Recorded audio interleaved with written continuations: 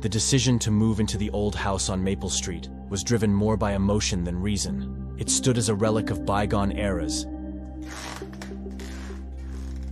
its floors creaking and walls whispering secrets.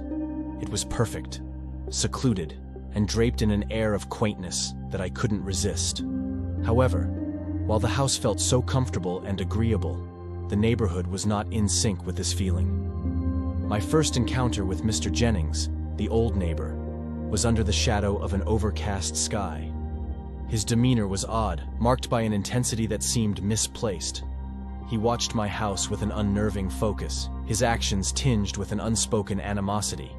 I greeted him on my first day of moving in.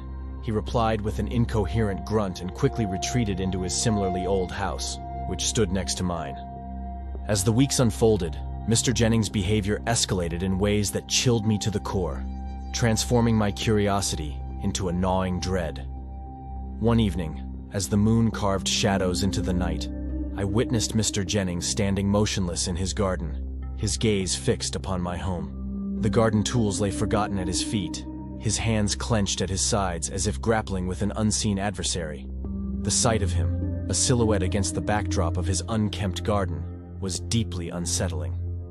Additionally, strange notes were being frequently dropped into my mailbox, their messages increasingly ominous.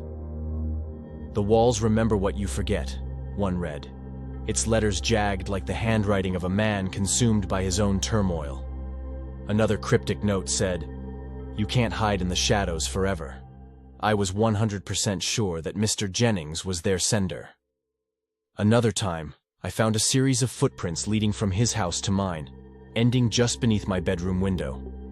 There had been no rain that night to justify his wandering. The ground was dry, the footprints marked deliberately in the soil as if to assert his presence. The implication was clear. I was being watched, studied, as if my every move was being catalogued for reasons I couldn't fathom. His direct interactions with me also grew increasingly bizarre. "You walk paths laid before you, blind to the map drawn by fate," he whispered to me once, during a chance encounter at the local store. The statement was so unexpected, so laden with meaning, that I found myself unable to respond, watching in silence as he turned and walked away, his steps heavy with an unspoken sorrow.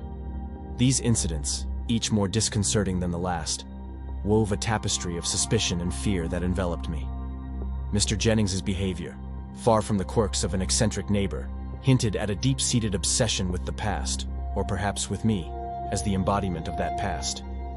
His actions, confusing and unsettling, left me in a state of constant vigilance, watching the shadows for a threat that seemed to grow ever closer, ever more tangible. Eventually, I was unable to bear the weight of suspicion any longer. I confronted him one evening as the sun dipped below the horizon, painting the sky in shades of fire and blood.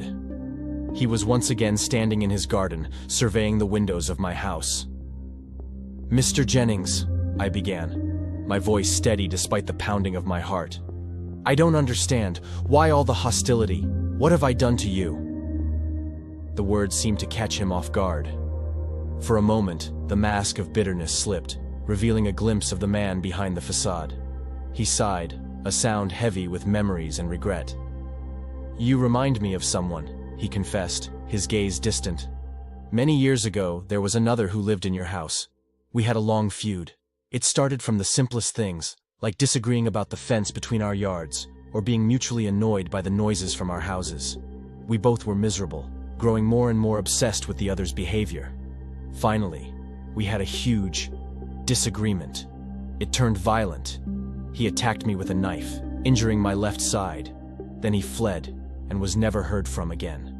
The police looked for him for a while, but he was gone forever. The house was eventually sold and life moved on. But seeing you, it's as if the past has come back to haunt me.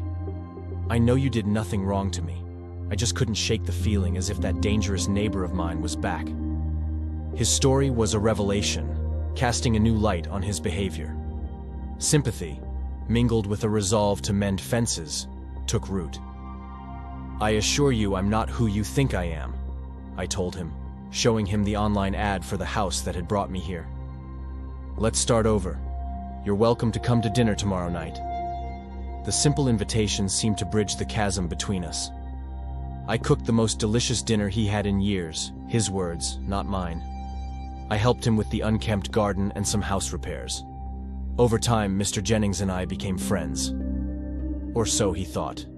But beneath the veneer of neighborly camaraderie, a darker truth simmered. Mr. Jennings was right to be wary, for the specter of the past he'd sensed was no mere coincidence. The old owner who had fled, the source of his long-standing feud, was indeed my grandfather. He had died homeless, a fact that had always been a point of bitter resentment in my family. Our legacy had been tarnished, our name dragged through the mud because of the conflict with Mr. Jennings. I grew up on stories of injustice, of a man wronged by his neighbor, dreams dashed on the doorstep of this very house. My arrival on Maple Street was no accident. It was the culmination of years of planning, a long game seeking retribution, not just for my grandfather, but for the generations affected by his downfall. Mr. Jennings, in his suspicion and fear, had been right to watch the shadows, for I was the embodiment of his past misdeeds, come to exact revenge. As the seasons changed, so too did my strategy. Subtle manipulations, gaslighting, and a campaign of psychological warfare designed to unsettle, to unnerve. My aim was singular: to drive Mr. Jennings away, to claim not just my grandfather's house, but his as well, rectifying a history of perceived wrongs. In the end, Maple Street would belong to me, a testament to a grandchild's vengeance. Mr. Jennings would find no peace, driven from the very ground he'd defended for so long. And as for me, I would finally fulfill a legacy of retribution, standing alone amidst the ruins of a battle fought across generations.